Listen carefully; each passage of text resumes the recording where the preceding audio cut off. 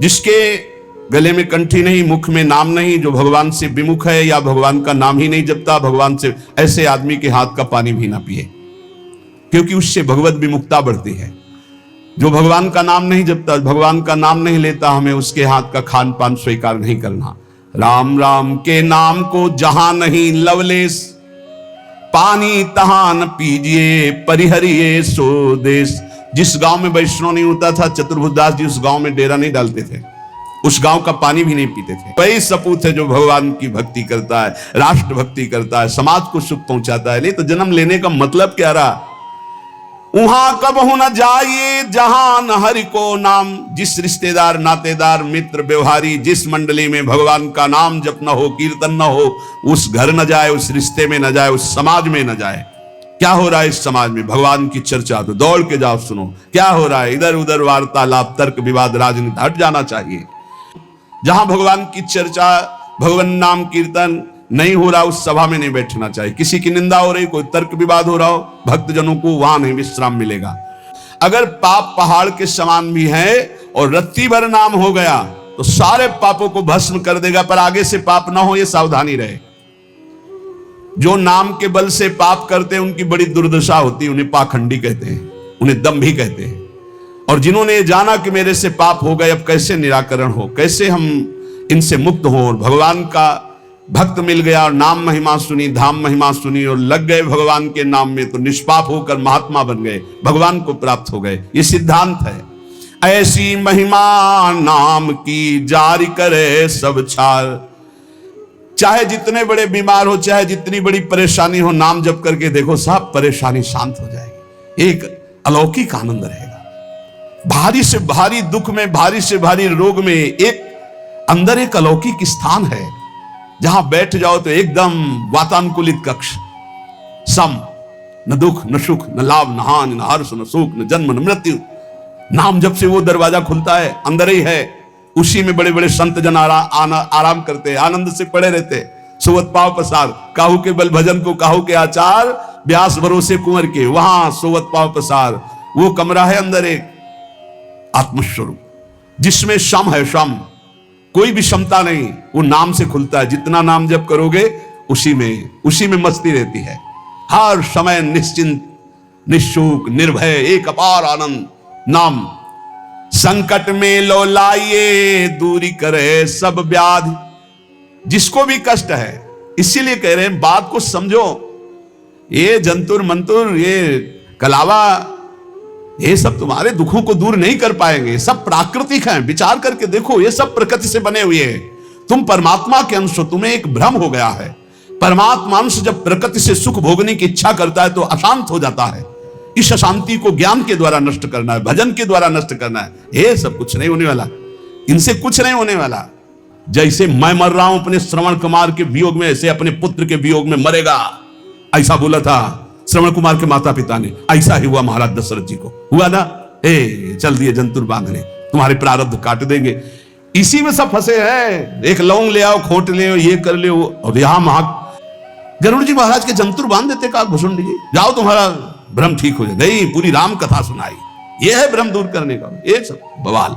अरे भाई, इतने बैच चल रहे हैं, इतने प्रोग्राम चल रहे हैं, हमें लगता है अस्पतालों में ताला लगवाना पड़ेगा, सब वहीं ठीक हो जाए। भैया काहे को औषधि, डॉक्टर पढ़ पढ़ के परेशान, पैसा लगा के इतनी डिग्रियां प्राप्त कर रहे हैं। ऐसे ही है, व्यर्थ में मत भ्रमित हो, व्यर्थ में फिर प्रार्थना कह रहा हूं, एकमात्र भगवान की शरण ही है, एकमात्र भगवान नाम है, उसी से सब ठीक होगा। आप जपो, आपको दवाई खानी पड़ेगी, राम राम कृष्ण कृष्ण हरि हरि राधा राधा, आनंद आ जाएगा। हम ये नहीं कहते तुम्हारे शरीर में रोग नहीं आएगा, हम ये नहीं कहते तुम मुकदमा जीत जाओगे, हम ये नहीं कहते तुम्हारे फैक्ट्री वाले मालिक बन जाओगे, लेकिन तुम शांति प्राप्त कर लोगे, तुम तृप्त हो जाओगे, तुम एक शीतल हृदय वाले हो जाओगे, तुम एक अविनाशी के बच्चा हो ऐसा अनुभव हो जाएगा, एक अपार आनंद प्राप्त हो जाएगा। भले आपका व्यवस्था कमजोर हो, लेकिन आपकी स्थिति बहुत जोर की हो, और आज व्यवस्था बहुत जोर की है और स्थिति 2 पैसे की नहीं है।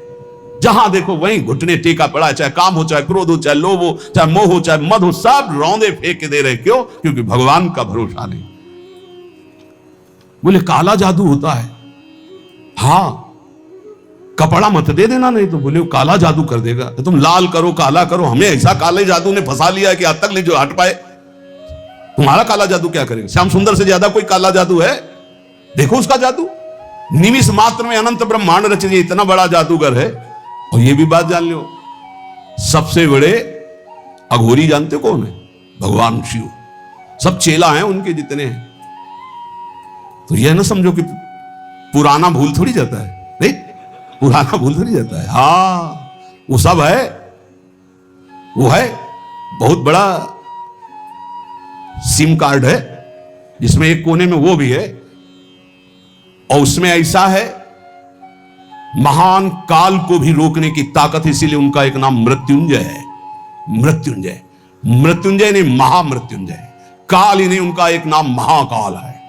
इसलिए भगवान के भरोसे, भगवान के आश्रित, भगवान नाम जापक, विश्वास कर लीजिए। साहब, जब इतने बड़े स्वामी हमारे लिए विधान कर रहे हैं कि तुम ऐसे ऐसे जियो, तो हम उसके विपरीत क्यों जीना चाहें? जो ही प्यारो करे सोई मोई भावे। बोले जब से मैंने भगवान के नाम का भरोसा लिया, अपने प्राणों को भगवान को समर्पित कर दिया, अब जीने की भी आशा नहीं रही। मैं चैन से सो रहा हूं, मेरे भगवान हर समय जगकर हमारी रक्षा कर रहे हैं। ये बिल्कुल डरो मत, और बिल्कुल आशा मत करो कि कोई कुछ कर देगा। बिल्कुल मत डरो, हम खूब खुली बात कह रहे हैं, खूब बस नाम आपके हृदय में चल रहा हो। एक भक्तमाल में चरित्र है कि एक बड़ा तंत्र सिद्ध किए, तो शालिग्राम को ऐसे नचाते थे चुटकी से, ऐसे शालिग्राम भगवान नाचते, तो लोग कहते प्रेम से भगवान देखो नाच रहे हो, भेंट चढ़ाते। अरे भेंट के लिए न जाने क्या क्या नौटंकी नाटक करते हैं। अब एक परम वैष्णव थे, उनके शिष्य जब भिक्षा के लिए गए तो देखा भीड़ लगी, तो वहां गए तो देखा वो शालिग्राम को नचा रहे थे, ऐसे करते तो शालिग्राम ऐसे नाचते ऐसे। तो गए और कहा गुरुजी, एक तो बहुत बड़े भक्त देखे जो शालिग्राम नचा रहे हैं, लोग भीड़ चढ़ा रहे थे और वो लोगों की कामनाएं पूर्ण करते हैं। का ऐसा भक्त तो नहीं हो सकता, भक्त का ऐसा तो भाव बन ही नहीं सकता, वो अपने भगवान का प्रदर्शन करके नचवा के पैसा, ऐसा तो ठीक नहीं है। पर चलो भाई, जैसे भी भगवान जिसको, उन्होंने कहा नहीं गुरुजी, फिर आपको चलना होगा, अगर आप चलोगे तो लोगों की जो बुद्धि उसके प्रति आकर्षित हो रही, वो बेचारे सब मारे जाएंगे, उनकी पावन श्रद्धा व्यर्थ में ढोंग में क्यों फंसे, आप चलें। बोले हम चलेंगे तो उनका कोई भी नाटक नहीं चलेगा। बोले आपको चलना पड़ेगा, सबकी रक्षा के लिए चलना पड़ेगा। अब वो गए तो वो प्रसिद्ध संत थे, बहुत लोग उनके साथ और चल दिए। जब वो गए तो उनका भाई हमारे गुरुजी आए, दिखाओ भाई शालिग्राम भगवान कैसे नाचते हैं। वो बाहर निकाल के लाए सजा के, वैसे कुछ नहीं, वो कोई मंत्र तंत्र थोड़ी कर रहे हो, तो नाम जप कर रहे हैं भगवान का, कुछ नहीं। तुरंत उसने दृष्टि मिलाई, उसने कहा हमारी बेइज्जती का मतलब तुम समझते हो? उनका भैया हमने तो कुछ किया नहीं। बोले जाओ आज तुम रात तक देख लेना। और वो तांत्रिक मारण का मूठ का प्रयोग किया, मंत्र अनुष्ठान किया, पवित्र होके बैठ के एक खप्पर में ज्वाज्वल्यमान अग्नि, बस ये उल्टी में खून, सोच में खून, और उसमें समय निर्धारित किया जाता है 8 घंटे 10 घंटे 2 घंटे 4 दिन महीना, जितना उतने में मर जाएगा आदमी। ऐसा मंत्रों में पावर, उसने मूठ का प्रयोग किया। अब वो जहां भजन कर रहे थे और किसी को दिखाई नहीं देगी, उसी को दिखाई देगी जिसको मारने जा रहे हैं। उन्होंने देखा, उनका अच्छा इसने तो मारण का प्रयोग किया, नाम उच्चारण किया और कहा वापस यहां आपकी बस नहीं कि आप डेहरी लांग सको, और आप जानते हो सर्वज्ञ भगवान सब में विराजमान है, मेरा कोई अपराध नहीं है। तुरंत मूठ वापस हुई। अब उसके वही सब शुरू हो गया, खून की उल्टी, खून की सौंच, ऐसे हाहाकार मच गया।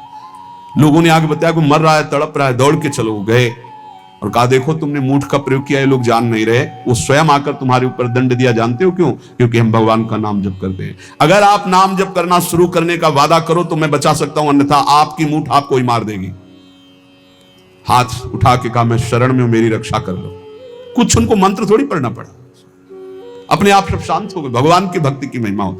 एक तांत्रिक थे जो सन्यासियों को बहुत परेशान करते थे, बहुत तरह से उपहास करते थे, मंत्र का प्रयोग कर देते, अचला छूट गया, लंगोटी छूट गई, कमंडल गिर गया, दंड गिर गया, ऐसे कई तरह के, और उपहास करता है बड़े त्यागी हो सन्यासी।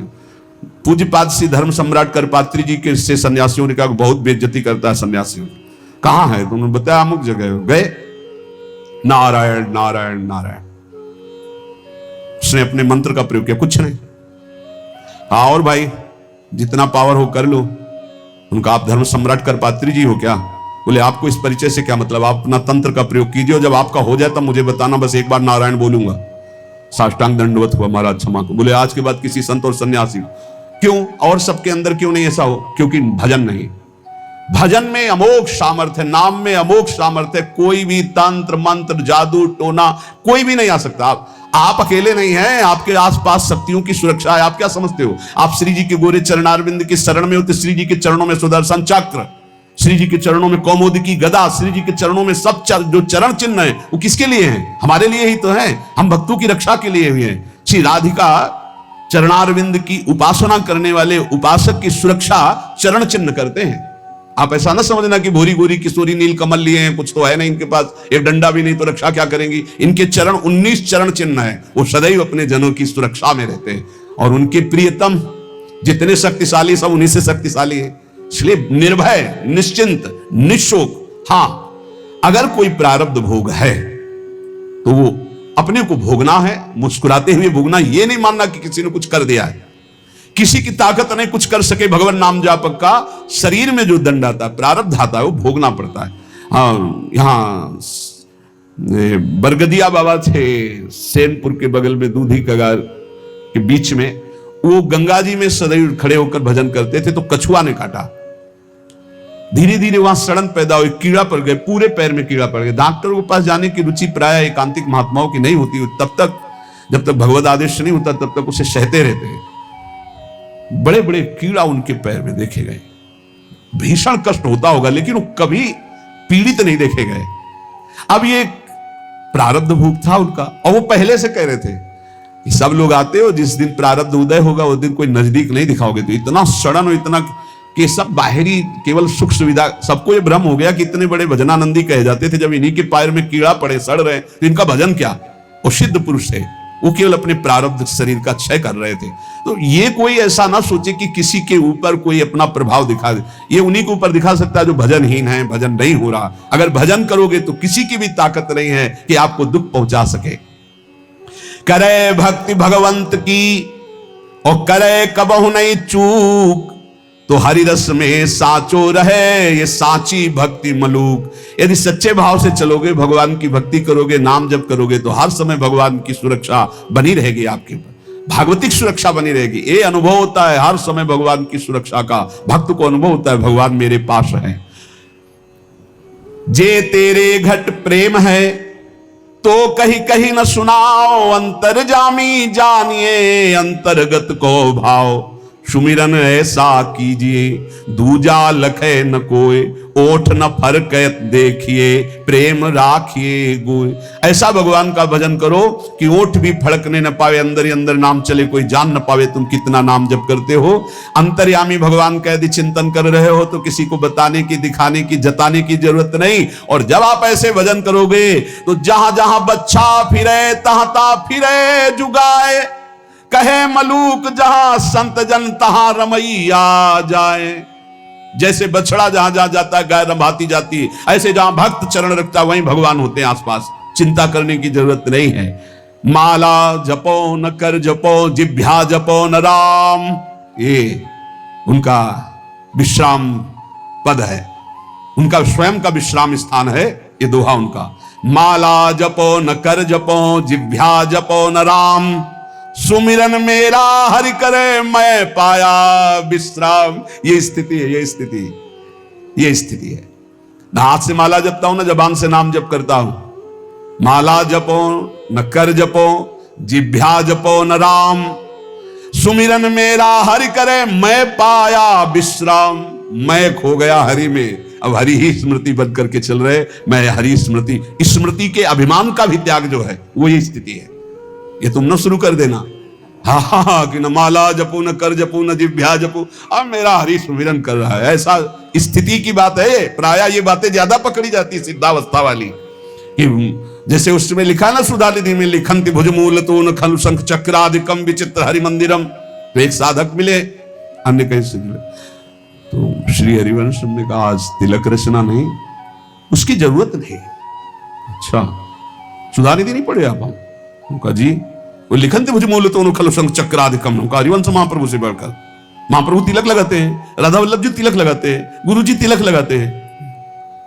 श्लोक याद है तुम्हें और उनके स्वरूप को नहीं याद रखी। स्वयं आचार्य तिलक लगाते, इष्ट तिलक लगाते, गुरुदेव तिलक ये सिद्धावस्था बहुत जल्दी पकड़ी जाती है। क्या सुना? बोले माला जपो न कर जपो, जिभ्या जपो न राम, लेकिन हर समय जपता रहूं विषयों को अभिराम। बड़े शोभा में है भोग, बड़े शोभा, इनका चिंतन। ये कहां है? स्मृति की, स्मृति का भी त्याग। मैं स्मृति कर रहा हूं, इसका भी त्याग। अखंड स्मृति चल रही। माला जपो न कर जपो, जिभ्या जपो न राम, सुमिरन मेरा हरि करे मैं पाया विश्राम। मेरा हरि सुमिरन करे मैं विश्राम को प्राप्त हो गया। भगवान श्री कृष्णचंद्र जी महाराज अर्जुन जी से करुणा करके उपदेश कर रहे हैं। गेया यह नित्य सन्यासी, वही नित्य सन्यासी है। अपने लोगों ने सन्यास शब्द से समझ लिया है कि जो दंड ले लेता है, जो घर बार त्याग कर देता है, जो लाल कपड़ा पहन लेता है या जो पीले कपड़ा पहन लेता है, वही सन्यासी होता है। भगवान यहां सन्यासी की परिभाषा करे, गेया स नित्य सन्यासी यो न द्वेष्टि न कांक्षति, निर्द्वंदो ही महाबाहो सुखम बंधात प्रमुच्यते। हे महाबाहो, हे विशाल भुजाओं वाले, या जिनके बड़े महान होते हैं, गुरु या बड़े भ्राता। तो दोनों अर्जुन के बड़े महान हैं। भ्राता धर्मराज युधिष्ठिर हैं, गुरु जगत गुरु भगवान श्री कृष्ण है। इसलिए भगवान ने अर्जुन को कहा महाबाहो, तुम महाबलवान हो, तुम ऐसा कर सकते हो। क्या? किसी से द्वेष नहीं करना। सन्यासी कौन? ना द्वेष्टि ना कांक्षति, ना किसी से राग है, ना किसी से द्वेष है, और ना कोई चाह रह गई है। यह है कसौटी। पूज्य श्री सद्गुरुदेव भगवान जो बाल्यावस्था में स्वीकार किए थे, जिनकी पहली बार संसार से निकलकर शरण में हुए, वही अंतिम तक ले चल रहे हैं विविध रूप परिवर्तन करते हुए। उनका स्वभाव था, फलाहार करते थे एक बार 24 घंटे में, और नारियल का खप्पर था। अब जैसे कोई भिक्षा लाया, आलू घिया ऐसे उबाल के, ऐसे नमक नहीं। बड़े कड़े नियम उनके सन्यास के थे। खप्पर ऐसे स्वामी जी डालें, खप्पर पलट गया नहीं। तो पहले बता दिया जाता था, बोलना नहीं, पूछना नहीं। अब जैसे आपने डाला, स्वामी जी और, बस वहीं हाथ रख देंगे, बस। कई कई दिन भूखे रहते, क्योंकि प्रायः लोग संसारी नहीं जानते। तो स्वामी जी डालें, बस खप्पर पलटा दिया नहीं। लाल चेहरा, इधर देखो तो एक एक हड्डी गिन लोगे। हर समय मंत्राकार वृत्ति, प्रणव जप में कोई अर्थ संग्रह नहीं, एक फूस की झोपड़ी, बड़ा कठिन तप। उन्हीं से संस्कार ये जीवन के बने कि एक भी श्वास भजन रहित नहीं जानी चाहिए। शुरू से संस्कार यही बना दिए पूज्य सद्गुरुदेव भगवान ने। गेया स नित्य सन्यासी यो ना द्वेष्टि ना कांक्षति, ना किसी से राग है, ना किसी से द्वेष है, और ना कोई चाह है। ये बहुत बड़ी बात है। यही कसौटी है साधु की, साधना की। किसी भी प्राणी, पदार्थ, परिस्थिति, सिद्धांत से न द्वेष है और न राग है। द्वेष भी नहीं किसी से। सब भगवत स्वरूप है।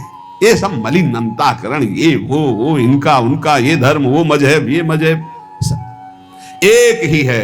हम सब परमात्मा के अंश, सब पूरा विश्व, हम सब परमात्मा स्वरूप ही हैं। अपने स्वरूप को भूलकर राग द्वेष में फंस गए, यही दुर्गति का कारण है। कोई अलग नहीं, कोई अलग नहीं, पूरे विश्व में कोई अलग नहीं।